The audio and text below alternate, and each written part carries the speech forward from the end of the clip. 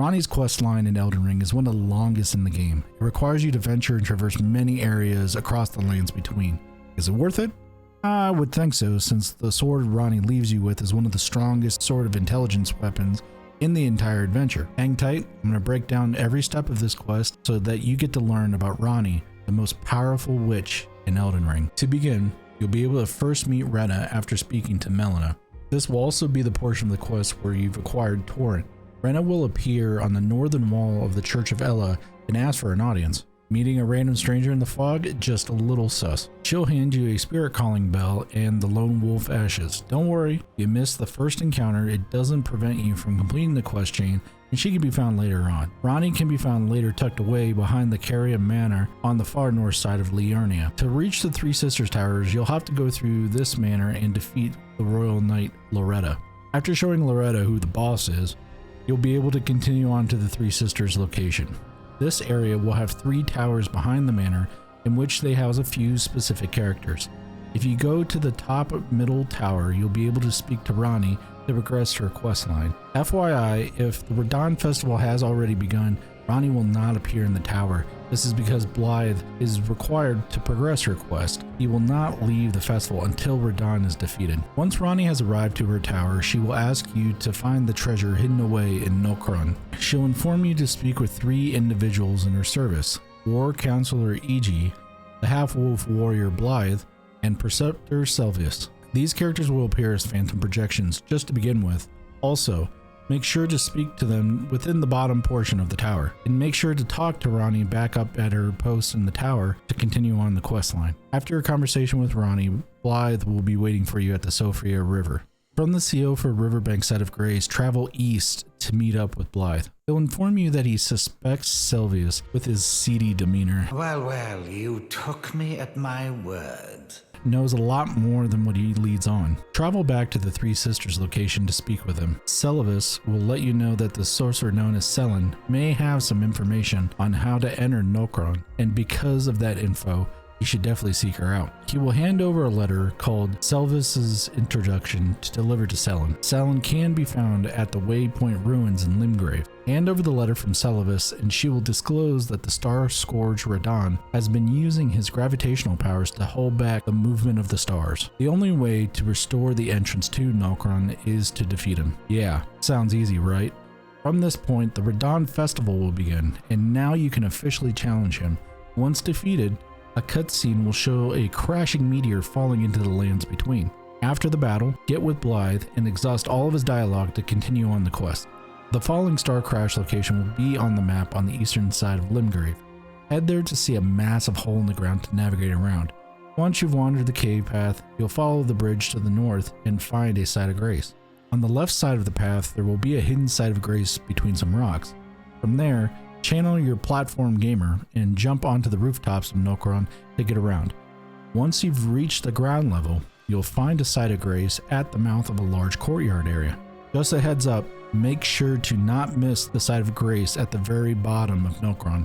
You'll thank me later. On the other side of the courtyard is the treasure chest with the quest item. The Finger Slayer blade is in that chest. Nab it and return back to Ranni. Just an FYI, keep in mind, if you want to complete Seluvis's quest or possibly the Dung Eater's quest, you should probably do those before completing this portion of the quest. Once you hand over the Finger Slayer blade, Seluvis becomes a statistic and the Dung Eater will be completely unavailable for his questline. After returning the Finger Slayer blade to Ranni, she will give you the Carian inverted statue. Seems like a bad deal, but watch this. Take the statue to the Carian study hall and place it on the altar. Proceed through the crazy backwards area to reach the Divine Tower of Liurnia, and at the Divine Tower, you'll find the curse mark of death laid upon Ranni's original body. At this point, navigate back to War Master Iji at the road to the Manor site of Grace to learn where Ranni is. The seal on Renna's Rise, the far right tower, will now be gone and you can now access it. At the top, within the chest, you'll find the Snow Witch set Ranni was wearing and also a warp gate. This will teleport you to the Ainsel River main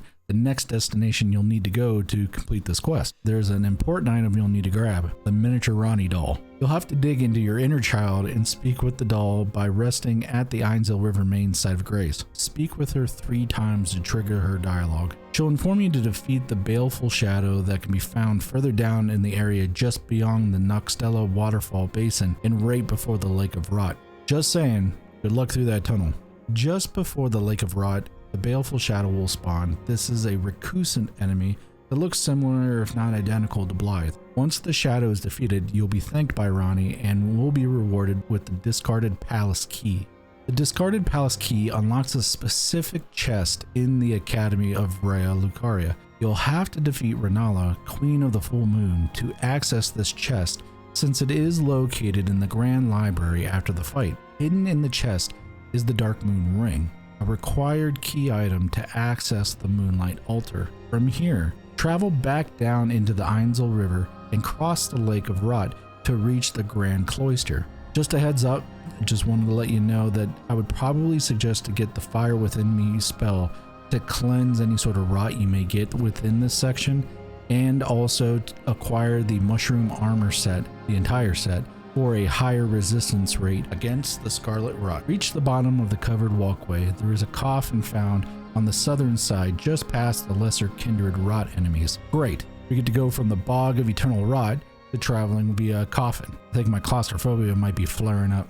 This coffin will take you away from the Grand Cloister to challenge the next legendary boss, Estelle, the natural born of the void. Once Estelle is beat, use the Dark Moon Ring from Raya Lucaria. This will access the secret passageway leading to the Moonlight Altar. Make sure to take the elevator, and at the Moonlight Altar you should continue to the east toward the Cathedral of Manus.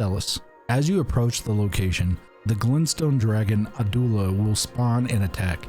Killing Adula, the magic phasing terror lizard, is not really required to continue, and the Great Dragon will spawn regardless of progress made at the Three Sisters, because you can find them there as well. Head into the Cathedral of Manus to find a hole to drop down into. Ranni can be found in this tunnel sitting under a set of slightly maimed fingers. Interacting with her lifeless body here will trigger a cutscene where you'll place the Dark Moon Ring on her finger. Her body will disappear and she will reappear as her previous life-size form with the Snow Witch set on. She'll let you know that you are a new consort and she'll meet you again. Scared of commitment, I guess. Appearing where she previously stood will be the Dark Moon Greatsword. This will complete Ranni's quest, and you'll be able to summon her after defeating the Elden Beast to trigger the Age of Stars ending. So that is the entire questline for Ranni the Snow Witch, which I think is one of the best quests within Elden Ring. Do you think so as well? Comment down below and like and subscribe for more content here on the channel, and we'll be getting more Elden Ring content and other RPG related content on the channel here in the future. Definitely appreciate everybody watching, and I'll see you in the next one.